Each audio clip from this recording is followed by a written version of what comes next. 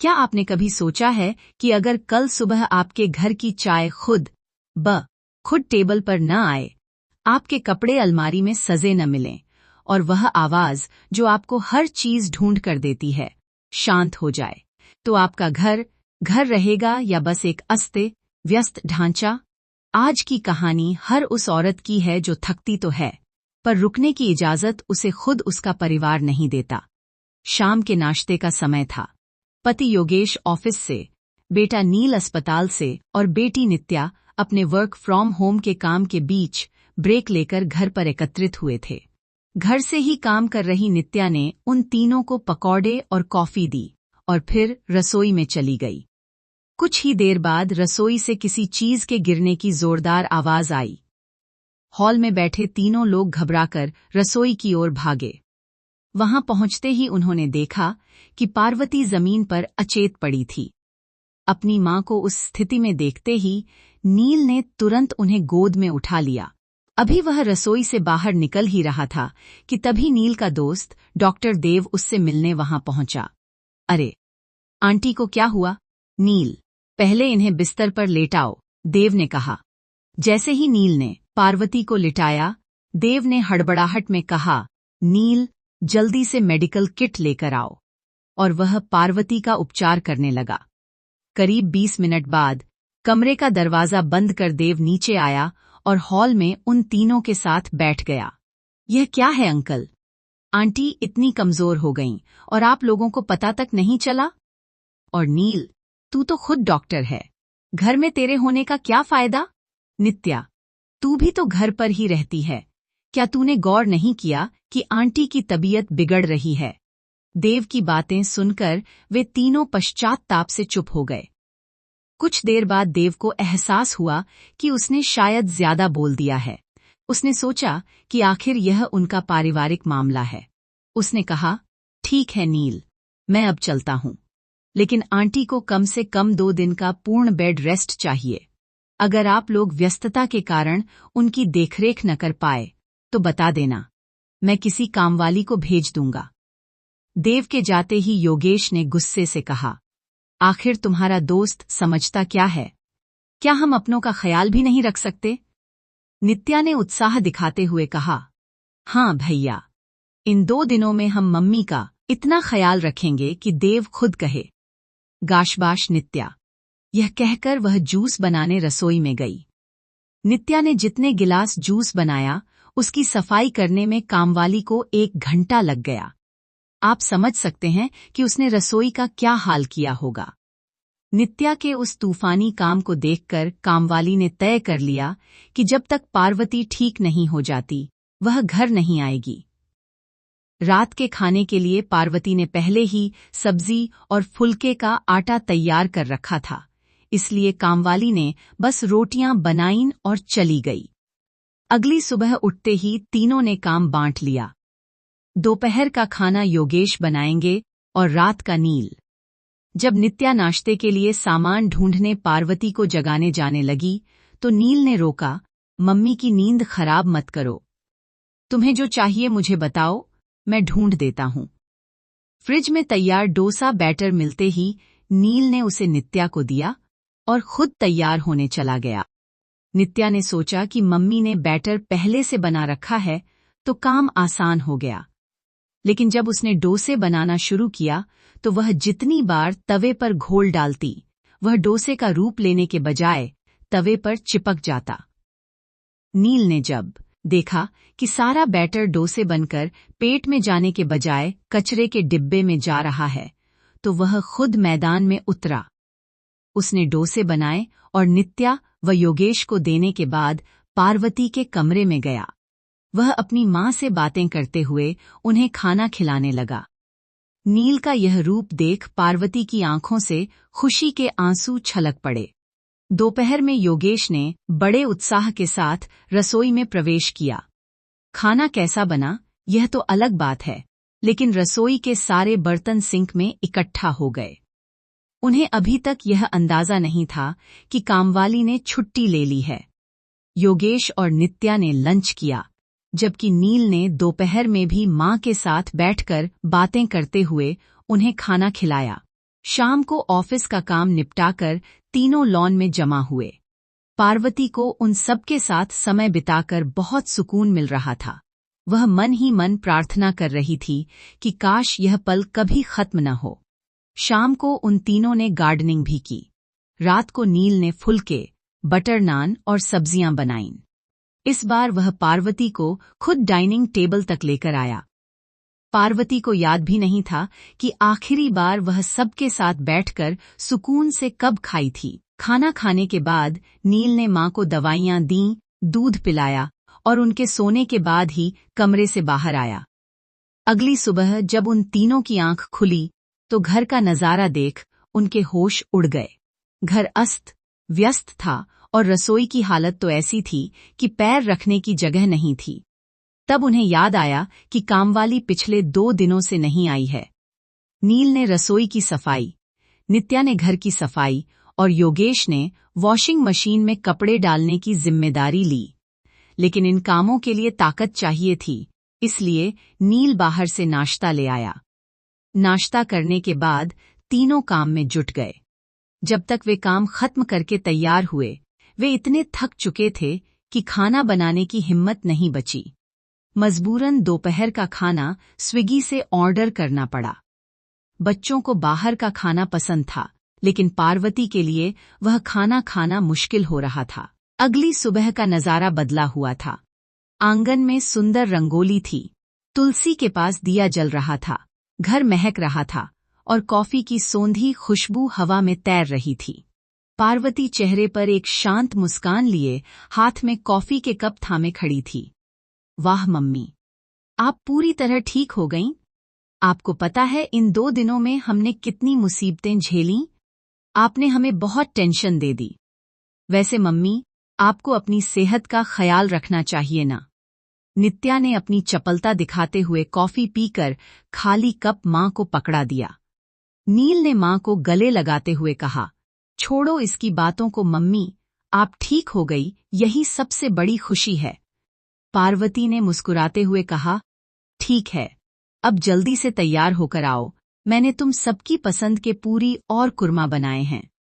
नाश्ते की मेज पर उन तीनों के बीच होड़ मच गई कि किसने पिछले 2 दिनों में सबसे ज्यादा काम किया।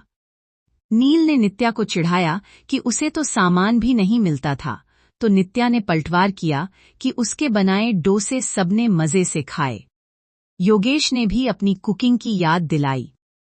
पार्वती बस खामोशी से अपने परिवार की इन मीठी तकरार को देख मुस्कुराती रही। अरे, आपने कुछ क्यों नहीं किया डैडी? आपके लंच बनाने की निशानी के तौर पर किचन के सारे बर्तन सिंक में पहुंच गए हैं। ऐन वक्त पर कामवाली बाई के हाथ दे जाने की वजह से वे सारे बर्तन मुझे ही मांजने पड़े मम्मी। यह कहते हुए नील ने अपना नाश्ता खत्म किया।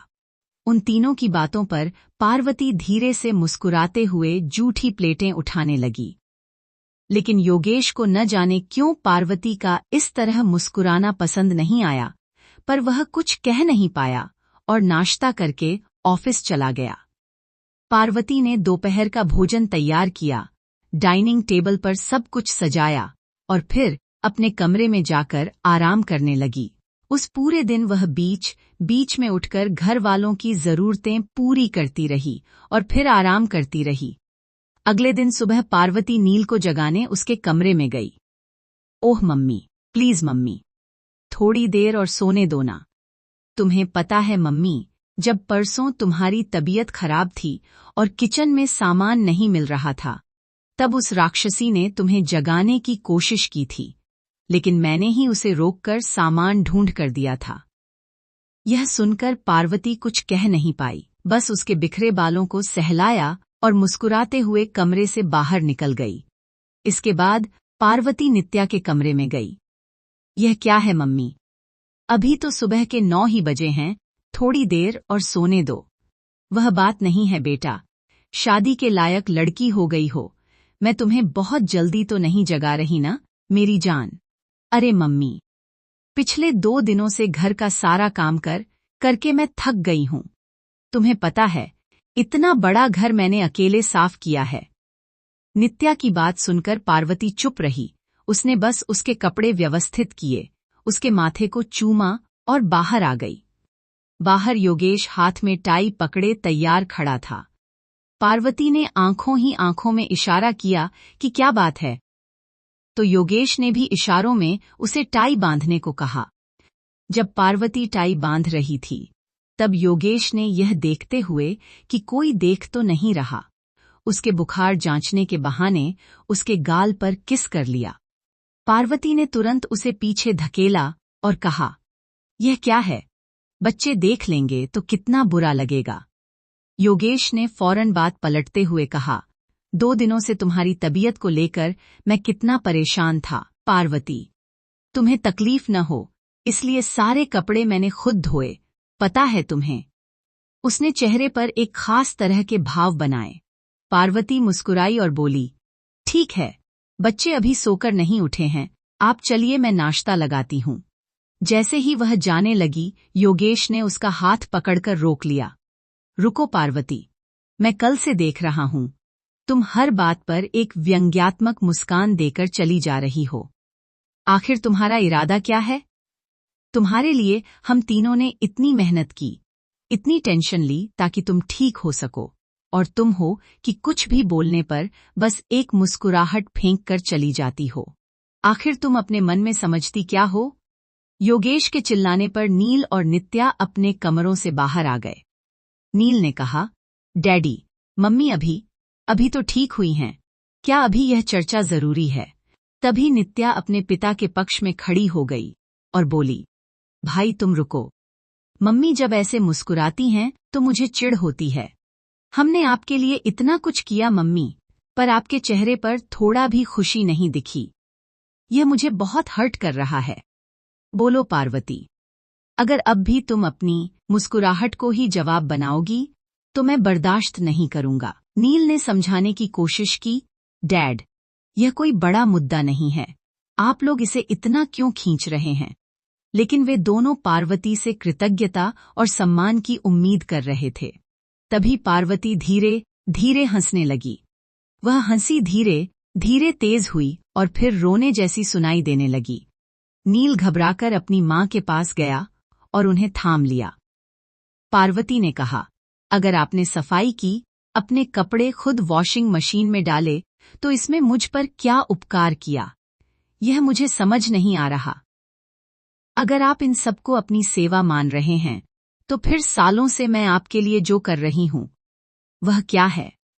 एक दिन कामवाली नहीं आई तो आपने उसके काम की कीमत समझ ली, लेकिन जो गृहिणी 24 घंटे घर के काम के लिए समर्पित है, उसकी मेहनत आप में से किसी को नहीं दिखती। उसने आगे कहा, इतनी देर से आपको वक्त पर नाश्ता चाहिए, लंच बॉक्स तैयार चाहिए। आपकी चीजें न मिलें तो चिल्लाते हो, कार की चाबी, बाइक की चाबी, ईयरफोन, स्नैक्स, चादर, मास्क, कंघी, हर चीज चिल्लाते ही आपके हाथ में होनी चाहिए। इन चीजों के पैर नहीं होते, मैं अपने पैरों का इस्तेमाल करके उन्हें समय पर आपके हाथों तक पहुंचाती हूं। क्योंकि आपकी नजर में गृहिणी दूसरों की तरह पैसे कमाकर हाथ में नहीं रखती, इसलिए उसकी मेहनत की कोई कदर नहीं है। उसने योगेश की आंखों में देखते हुए पूछा, क्या आपने कभी मुझसे यह पूछा कि पार्वती, तुम भी हमारे साथ बैठकर नाश्ता करो? योगेश ने गुस्से में अपनी नजरें फेर लीं। फिर उसने नित्या से कहा, लैपटॉप के सामने बैठकर बस मम्मी लंच हुआ। मम्मी लंच रेडी है, चिल्लाना और प्लेट में परोसने पर खाकर उसे वहीं छोड़ देना। क्या कभी तुमने पूछा कि मम्मी क्या तुमने खाना खाया? चलो साथ बैठकर खाते हैं। नित्या ने सिर झुका लिया और सोफे पर बैठ गई। मम्मी कल कॉन्फ्रेंस है, ड्रेस रेडी कर दो। मम्मी कल मीटिंग है, कपड़े प्रेस कर दो। बस ऑर्डर देना ही जानते हो।